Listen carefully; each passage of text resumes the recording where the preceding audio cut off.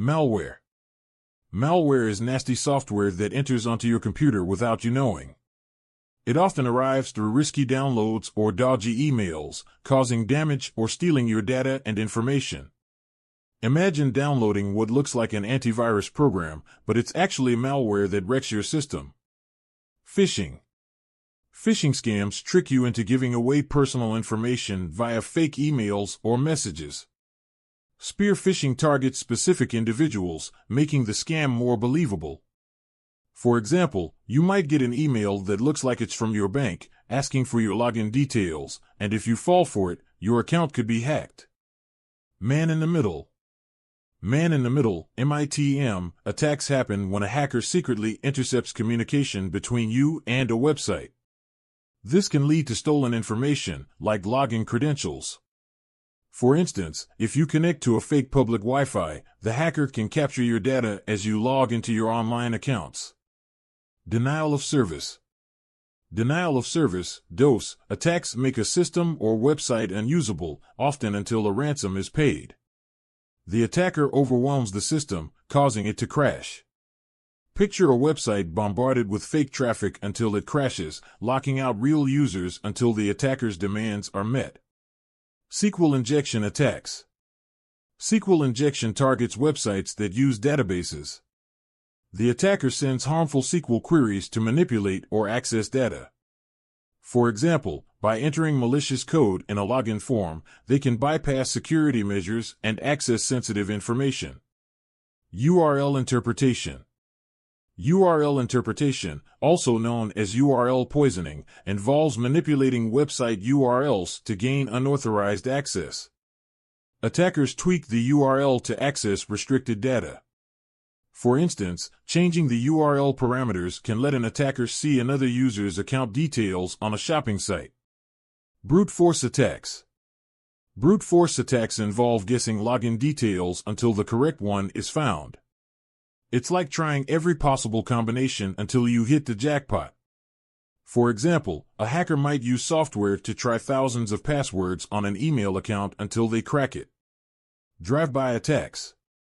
Drive-by attacks occur when malicious code is hidden on a website. When you visit, the code runs automatically and infects your computer. Imagine visiting a website and getting a virus without clicking on anything. That's a drive-by attack. Malware attack. Malware is malicious software that disrupts your computer or spies on you. It can spread to other devices or stay put, causing harm. For example, a Trojan horse might look like helpful software, but once installed, it steals your data or damages your files. XSS attacks. Cross-site scripting, XSS, involves sending malicious scripts through clickable content to your browser. When you click, the script runs and causes harm. For instance, clicking a link in a forum post might steal your session cookies, letting the attacker impersonate you on the website. Credential stuffing. Credential stuffing uses automated tools to try stolen username and password pairs from one service on other services. Since many people reuse passwords across multiple sites, this technique can be highly effective. For instance, if a hacker obtains login details from a data breach, they might use them to access other accounts, such as email or social media. Whaling. Whaling is a specific type of phishing attack that targets high-profile individuals, such as executives or celebrities. The goal is often to steal large amounts of money or sensitive information. An example would be an email scam that targets a CEO, asking for a wire transfer to a fraudulent account. Fake updates. Hackers trick users into installing malware by disguising it as legitimate software updates. For example, a pop-up might claim that your browser needs an urgent update, but clicking on it installs malware instead. Typo squatting.